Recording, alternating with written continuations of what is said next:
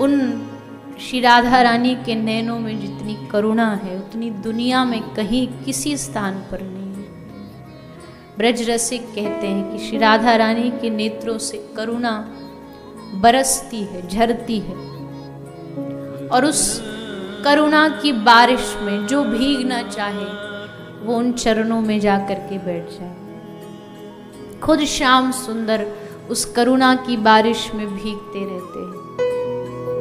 और बार बार ग्रंथ कहते हैं कि भैया चाहे जीवन में कितने भी पाप किए हों, कितनी भी गलतियां की हों, पर एक बार स्वामी जी के सामने जाके दोनों हाथ खड़े करके कह दो, हे लाडली जी हमें अपना बना लो, हमारा मन अपनी ओर खींच लो, हमारा जीवन अपने नाम के रस से भर दो।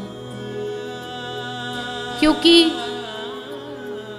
संसार में सब पाके देख लिया, संसार में तृप्ति कभी नहीं होती, संसार की आशाएं कभी खत्म नहीं होती, इच्छाएं कभी भी खत्म नहीं होती। तो क्या फिर ऐसी जीवन भर युगों युगों तक संसार की इच्छाओं में ऐसे ही मार खाते घूमते रहेंगे? क्या ऐसे ही संसार की ठोकरें खाते घूमते रहेंगे? हे स्वामी जी, इस अधम पर, इस दास पर आप कृपा की एक दृष्टि, एक नजर। आपका कुछ बिगड़ेगा नहीं, लेकिन हमारा जीवन बन जाएगा आपके प्रेम से, आपकी करुणा से। वो पूछें कि तू मेरे पास आया है किस अधिकार से आया है? ऐसा कौन सा काम कर दिया तूने जो तू मुझसे कृपा की आशा रखता? तो उनके चरणों में बैठ करके बस इतना ही कहेंगे, हमने सुना है आपने जितनों को तारा है अपनी करुणा से तारा है। कोई व्यक्ति अपने साधनों के बल से आपको पा नहीं सकता। कितना पाएगा? ब्रह्मा शंकर शिव शंकादिक एक श्री राधा रानी के चरणों की धूल के लिए, उनके चरणों की रज को पाने के लिए तरसते। ब्रह्मा जी कह रहे प्रभु ये गद्दी छीन लो, पर ब्रज की, वृंदावन की, बरसाने की श्री राधा रानी के चरणों की रज उड़ के मेरे माथे पर लग जाए। उस चरणों के सामने, उस रज के सामने ब्रह्मा का सुख भी फीका है। कितना सुख होगा उन चरणार बिंदों में। उन युगल चरणों की भक्ति हमारे हृदय में बैठ जाए, वो युगल चरण हमारे भीतर, हमारे चित्त में बैठ जाए, तब ही परम शांति है। अन्यथा कहीं इस संसार में कितना भी भाग लो, कितना भी पालो, पूर्ण विश्राम नहीं। पूर्ण विश्राम उनके नाम में है, पूर्ण विश्राम उनके चरणों में है, उनकी शरण में। इसलिए इधर उधर की चीजें मांगना बंद करिए और बस उनके चरणों में मन रम जाए, हृदय में उनका नाम रम जाए। कृष्ण कहें और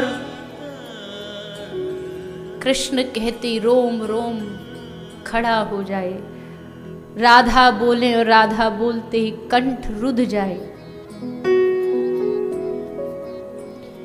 ये सिर्फ और सिर्फ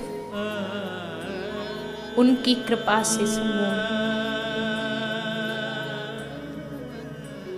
अन्यथा ये मन, ये इंद्रियां सब जोर लगाती हैं, संसार में डुबाने का पूरा प्रयास करती है।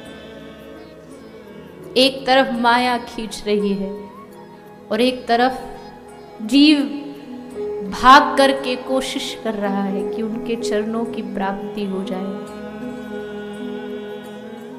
और अंत में चाहे माया कितना भी जोर लगा ले, कितना भी प्रयास कर ले,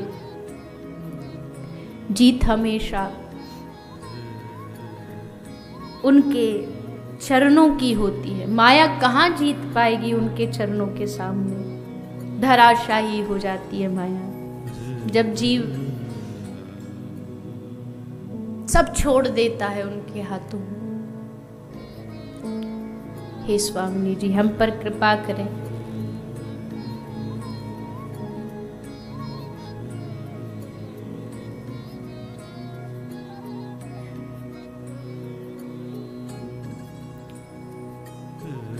किसी भी समय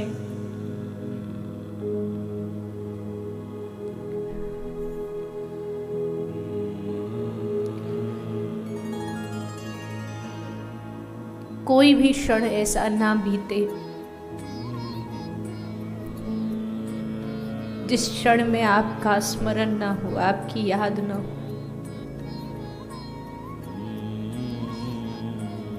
क्योंकि जो सुख आपको याद करने में है,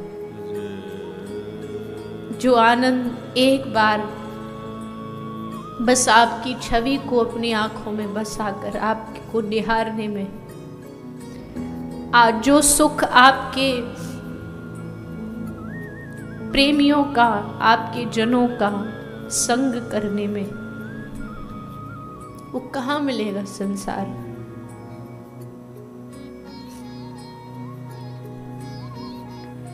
इसलिए मन की तो आदत है, ये भटकता रहेगा, विषयों की ओर आकर्षित होता रहेगा। संसार के विचित्र विचित्र रंग इस मन को अपनी ओर खींचते रहेंगे, लुभाते रहेंगे। लेकिन आप कृपा करके इस अतृप्त मन को तृप्त कर दीजिए। अपनी कृपा का हाथ, अपनी करुणा का हाथ हमारे सर पर रख दीजिए। जैसे एक बालक अपनी माँ की गोदी में जाने का प्रयास करता है पर बोल नहीं पाता, क्योंकि उसकी जिह्वा में वाणी नहीं होती। तो बस वो दोनों हाथ उठा के जोर जोर से चीख चीख करके रोता है। और जब उसका रुदन उसकी माँ सुनती है, सब काम छोड़ करके भागी चली आती है, दौड़ी चली आती है। मेरा जीवन भी ऐसा बन जाए कि मैं बस रो रो के आपको पुकारता रहूं। कभी तो मेरी इस पुकार को सुन करके आपका हृदय पिघलेगा। मैं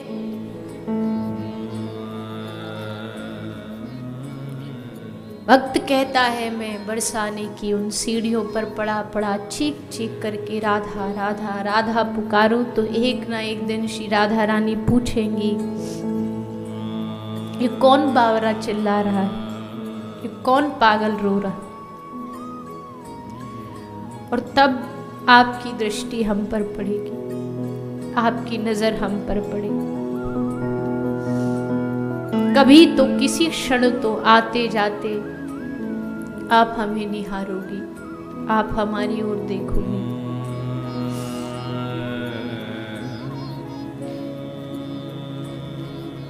और बस जिस दिन तुमने देख लिया, जिस दिन अपना लिया, जिस दिन बाह पकड़ ली, फिर जीवन में कुछ शेष नहीं बचता, कुछ बाकी नहीं बचता। इसलिए ये प्रेम का रंग चढ़े, इसके लिए हे प्रभु, हे दीनानाथ, हे स्वामी जी, ऐसी कृपा करो कि जो आप में डूबा हो ऐसा कोई सच्चे प्रेमी का संग मिल जाए। न चाहते हुए भी हमारे मन को वो आप में लगा दे, ऐसा कोई सच्चा आपका रसिक मिल जाए। वृंदावन की भूमि, ब्रज की भूमि से जुड़ा कोई ऐसा संग मिल जाए जो हम पर भी आपका रंग चढ़ा दे।